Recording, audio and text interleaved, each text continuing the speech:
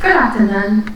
We are here in these occasions to talk and elaborate to you one of our concerns about SDGs that we feel is of great importance. It is entitled, We Are Resilient, The Voices of Taiwan Indonesia Teachers During COVID-19 Pandemic. My name is Dan Wasa, and I'm Indonesian. And I'm Sharon Jianzhixuan, I'm from Taiwan. We are from Graduate Institute of Learning and Education, and our today's objective is to persuade you to take a stand on this issue. Therefore, we would like to present teachers' perspectives and past experiences from both countries, Taiwan and Indonesia.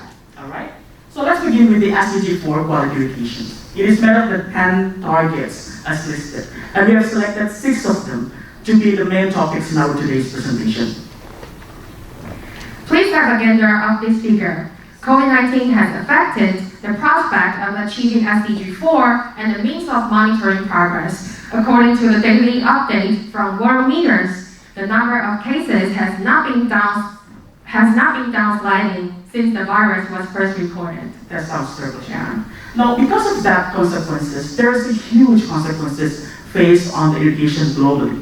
One of the reports from GAM stated that between September 2020 to August 2021, schools were closed or partially closed for half of total days. Now, this leads to negative impacts toward SDG 4 indicators, which mean that they did not expect the switching of learning environment from face-to-face classroom to the remote learning.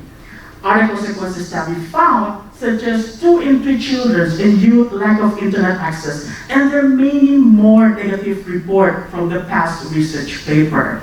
So, based on those consequences, we redefined the SDG 4 of the impacts of COVID-19 education, which are affected SDG 4 indicators such as 4.1 Education Policy, Remote Learning.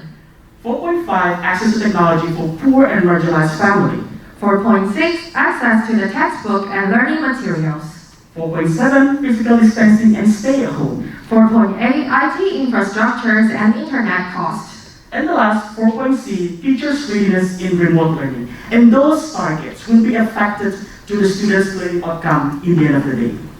Now, let's move on to the teachers' voices and check out how the teachers deal with those consequences in Taiwan and Indonesia. To get more authentic views and perspectives, we have interviewed 4 teachers in total. 2 of them are from Taiwan, the others are from Indonesia.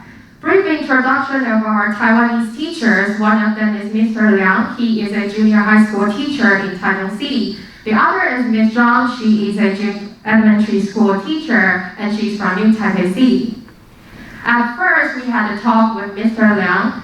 Fortunately, his school and students had abundant and sufficient resources for remote learning. And the point was that students' learning was less effective. As a result, he let students form small groups and give short presentations of what they had previewed before his lecture to support students' learning achievement. In our second interview, we invited Ms. Zhang. Compared to Mr. Liang's class, some students in Ms. Zhang's class had to borrow or share the smartphones with their parents to join online classes. This means the accessibility of the devices was a fundamental problem. She also mentioned that interactivity is so important in elementary education. Therefore, designing an interactive instruction is a must. All right. Now let's move to another episode of the Indonesian Teacher Perspective, and we interviewed 2 of them from different islands. Now, first of interview, we met Mr. Charles, and he stated that he received an abundance assistance from his local government, such as facilitating the online learning, the teacher training and workshop. Moreover, students also received a full access of internet as well as the e-learning materials. Although he found that students got difficulties of low grading, but he found there's a designing an effective learning strategies in the end of the day. But unlike Mr. Charles, we met Ms. Winnie. And Ms. Winnie seems like living in different side of the world. She received a few support from her community, and the students' grades are lower and lower. But she doesn't mind at this moment, because the point is that motivation of students is getting better and better, and that is enough for now. Yeah, I agree with that. Indeed. Okay, then we'd like to summarize our interviews and organize a few highlights. Teachers' voices from Taiwan have revealed that, first of all, the percentage and type of grading have changed due to COVID-19. Next, information application skills are major issues for both teachers and students. In particular, more systematic training programs are needed.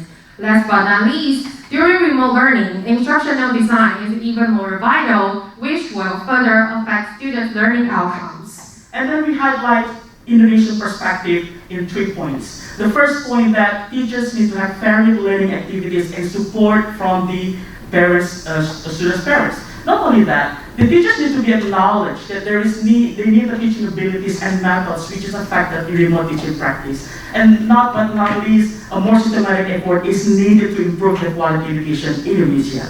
But finally, despite our struggle of teachers, it is proven that they are resilient. Thank you for your attention.